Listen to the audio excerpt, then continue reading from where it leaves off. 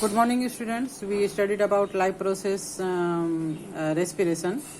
We would have to know about the reaction in our cells that ultimately lead to this observation. In the previous class, we observed some activities. We have studied that digested food, carbohydrate, especially sugar, proteins, mainly amino acids, and fats are fatty acids, and gases reach cells via bloods. Energy is obtained from all constituents of digested food. Let us take glucose for example. See figure 9. Oxidation of glucose releases a large amount of energy. When we exercise or walk a lot, there is a death of oxygen in the cell of our muscles. When glucose still breaks down and energy is released, the amount of energy is less as that during complete oxidation. There are certain chemicals in which energy is stored and utilized as and when required. These are called energy currencies, and a compound named as adenosine triphosphate ATP in such compounds.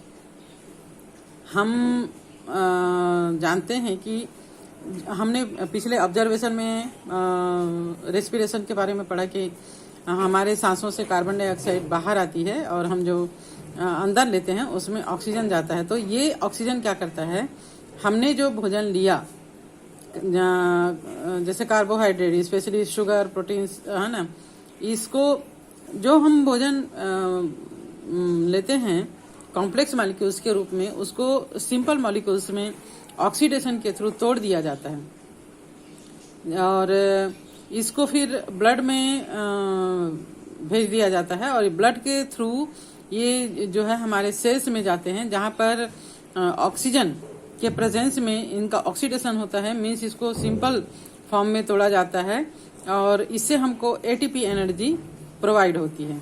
जैसे यहाँ पे diagram में देख पा रहे हैं, glucose जो है ये ऑक्सीजन के प्रेजेंस में इसका 6 कार्बन कंपाउंड्स होता है ये ग्लूकोज.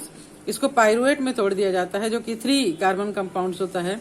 अब ये जो पाइरुवेट है वो माइटोकॉन्ड्रिया बॉडी के माइटोकॉन्ड्रिया में जाता है और ऑक्सीजन के प्रेजेंस में ये टोटल कार्बन डाइऑक्साइड वाटर और एनर्जी में कन्वर्ट हो जाता है. और अगर ऑक्सीजन नहीं है ना, इन डेथ या absence of oxygen in cytoplasm, तो ये क्या होता है, लैक्टिक एसिड और एनर्जी में कन्वर्ट होता है या फिर इथेनॉल कार्बन डाइऑक्साइड और एनर्जी में कन्वर्ट होता है.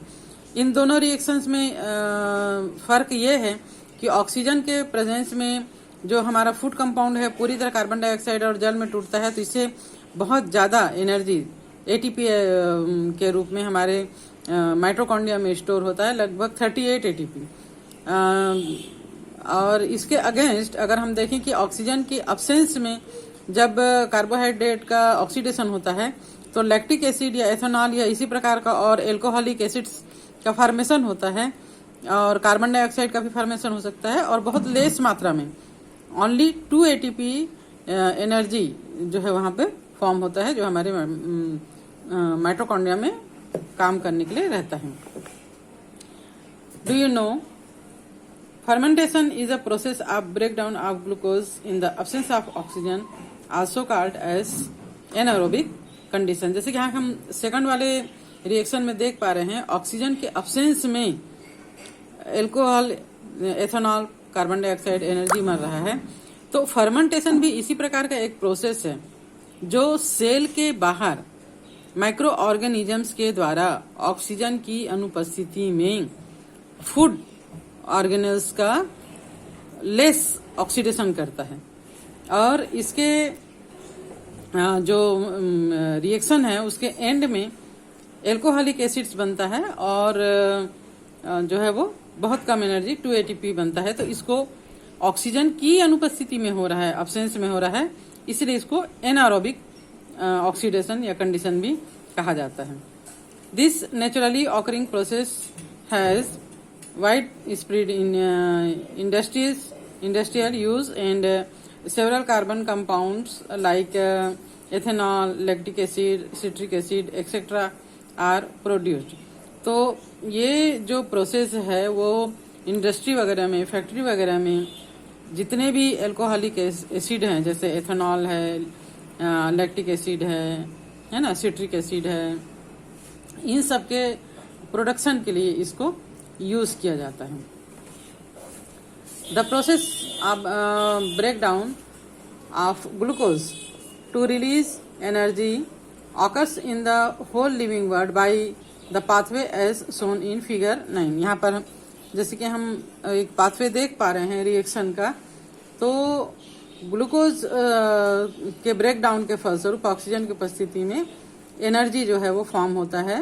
ये पूरे हर प्रकार के ऑर्गेनिजम्स के लिए प्रोसेस यही होता है.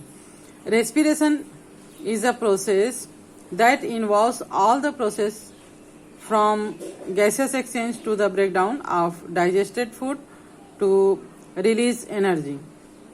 तो इस प्रकार जो रेस्पिरेशन होता है, एक्चुअल मायने में रेस्पिरेशन हम कब बोलते हैं, जब ऑक्सीजन की उपस्थिति में जो फूड हमने लिया है उसका ब्रेक डाउन होता है, जो डाइजेस्टेड फूड होता है उसका ब्रेक डाउन होता है. इससे गैस जो है वो रिलीज होते हैं और एनर्जी का फॉर्मेशन होता है. Several product of respiration are useful to our body, why some are harmful and are expelled from the body. बहुत सारे प्रोडक्ट जो है वो जो रेस्पिरेशन के फलस्वरूप बनते हैं वो हमारे बॉडी के लिए यूजफुल होते हैं, जबकि इनमें से कुछ जो है वो हमारे बॉडी के लिए हार्मफुल भी होते हैं. Which product of respiration after glucose break down expelled from our body. तो ग्लूकोज के या क्या कहना है, ग्लूकोज के ब्रेक डाउन के बाद रेस्पिरेशन से कौन सा प्रोडक्ट बनता है, यहाँ पर हम रिएक्शन में देख पा रहे हैं carbon dioxide and water plus energy. Apart from glucose What other compounds release energy? अगर हमारे बॉडी में ग्लूकोज ऑक्सीडेशन के लिए ना हो तो हमारे बॉडी में कौन से कंपाउंड्स होते हैं जो एनर्जी दे सकते हैं, तो वो हैं प्रोटीन्स एंड फैट्स. पर ये तभी होता है जब हमारे बॉडी में ग्लूकोज की कमी हो जाए. What are the other procession which product formed are expelled from our body? हमारे जो और जो प्रोडक्ट बनते जैसे रिएक्शन में हम देख पा रहे हैं लैक्टिक एसिड बनता है ना. जब भी हम काम करते समय थक जाते हैं तो ऑक्सीजन की कमी हो जाती है, तो ऑक्सीजन के अब्सेंस में जब ब्रेक डाउन होता है तो लैक्टिक एसिड वगैरह का फॉर्मेशन हमारे बॉडी में होता है. Certain product formed by our life process are those that we consume and are in excess are removed from our body. For example, mainly carbon dioxide is removed as we breathe out. Excess salt are mainly removed in sweating. Urea and uric acid is mainly removed by urine.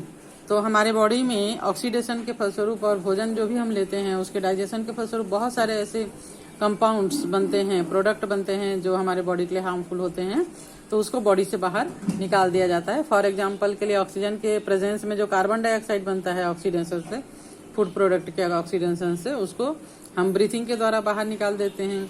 जो salt वगैरह बनता है उसको sweating के द्वारा, है ना, urea uric acids को यूरिन के थ्रू